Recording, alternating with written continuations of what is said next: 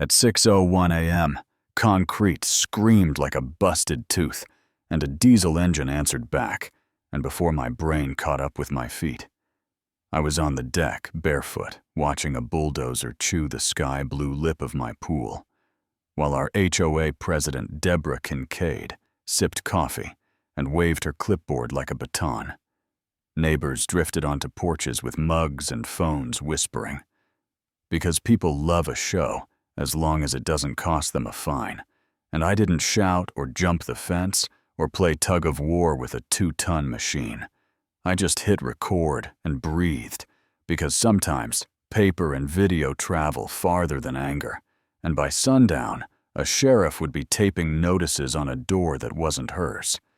But in that moment, I let the engine talk, and I watched. Deb had been circling me for years with little rules dressed up as safety. The wind chime that caught too much sun. The mailbox that looked federal blue at noon and storm navy at dusk. The veteran down the street told to change his flag bracket. The widow told to repaint her porch.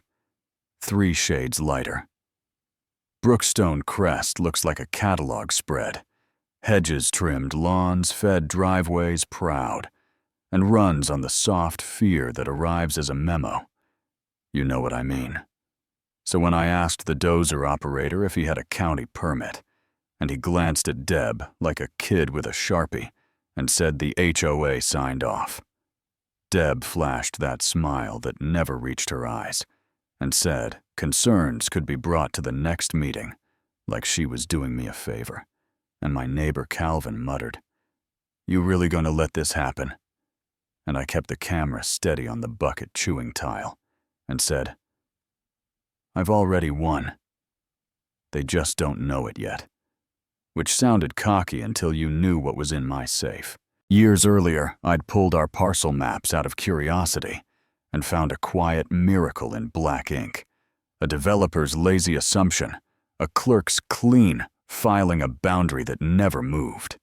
The clubhouse parcel, the tennis courts, the greenbelt rectangle. Everyone preached about in newsletters. They all sat on land, deeded to me, stamped and signed decades ago, verified twice at the county. So when Deb planted a metal sign in the mud where my pool used to glitter, future home of Brookstone Wellness Center, I almost thanked her big promises make bigger falls. And when she staged a sidewalk sermon about community progress, I filmed and said nothing, because film is patient, and so am I. The intimidation arrived in highlighter yellow. Failure to comply taped to my door before lunch. Language so hollow it rattled board members. Elliot Rhodes and Marcy Bloom trailed behind Deb with tape measures. Like the law was a suggestion. And when a tow truck reversed toward my driveway after dinner, I walked out with coffee and asked the driver for a county order to tow a vehicle from private land. He looked at Elliot, looked at Deb, looked at the gravel, and the truck crawled away like a dog that knows better. Yeah, that happened, and the next morning I took the maps to the Larimer County Records Office, where old paper smells like dust and patience. Hargrove spread plats on the counter and traced the lines with a capped pen. This package here. Your deed, that includes the clubhouse parcel, the strip along the courts, and the rectangle. They call a greenbelt. Looks like somebody assumed instead of reading. I made copies and slid them into a binder, then carried them to my friend and attorney, Rachel Stein, who read fast-checked stamps and printed a notarized letter sharp enough to shave with you. Could have them out by Friday, she said.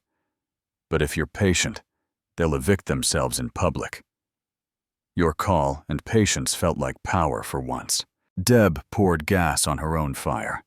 Glossy mailers with fake smiles and renderings of a pool where mine used to be oversized scissors for a pretend ribbon cutting, while Elliot held the ribbon and Marcy clapped on. Beat, I leaned on my fence and told a contractor, marking orange lines to keep his receipts. Someone's going to owe you, And it won't be me. He blinked like a dog hearing a far-off whistle and went back to work, but doubt travels faster than certainty. So I set a verification with the county survey team, and right after Deb's curbside pep rally, 2 guys in county jackets walked the property with long tapes and neon flags. A few flags dropped inside the mud of Deb's so-called wellness center, and Marcy hissed like the mud bit her. Deb yanked a flag and demanded to know who authorized it. The surveyor said the owner did, and nodded at me. Without looking up, Deb snapped. The owner is the HOA, and he said, records disagree. Simple. Clinical, devastating, and phones came up like prairie dogs, because we're all media now. The notices kept coming. The tone got shriller. Elliot's eyes got busier, avoiding mine.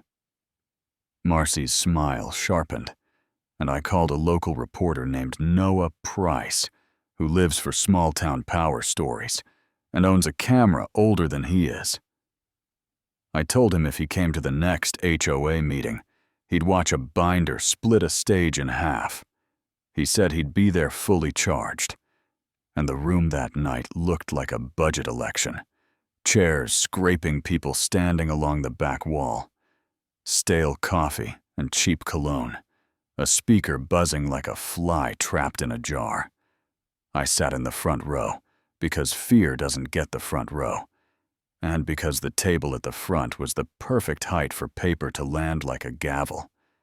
Deb stood at a podium under a banner that said, "Building Tomorrow," and thanked everyone for embracing our vision, except for one homeowner clinging to private luxury. She looked straight at me so there'd be no confusion, and the murmurs tilted the room.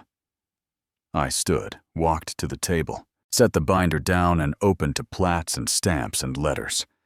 County recorded, notarized, boring. In the best way, these show the land under this building, under the courts, under the greenbelt, and under the hole. You dug in my yard belongs to me, and has for decades. I said it.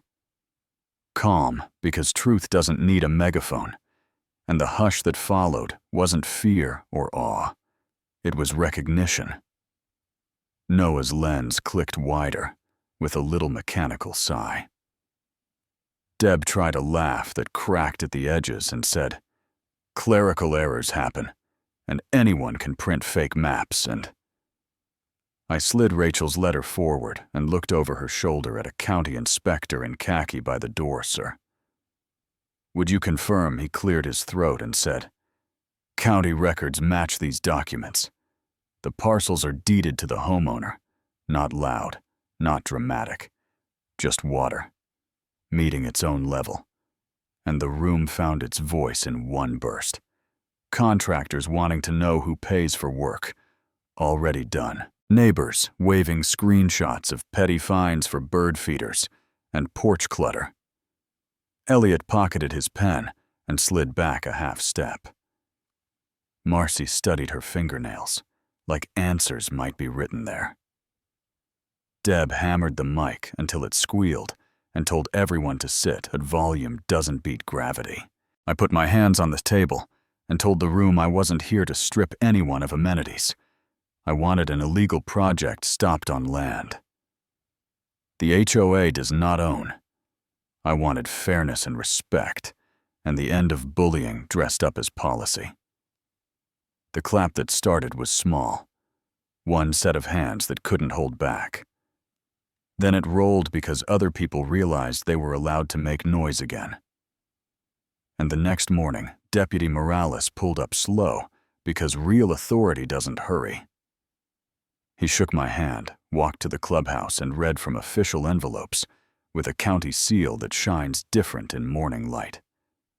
Per records and court confirmation, these parcels are not owned by Brookstone. Crest HOA vacate the premises. Cease all construction. Failure to comply will result in enforcement. He taped the notices to the glass, and the sound of adhesive peeling off the liner cut through the cul-de-sac like a bell.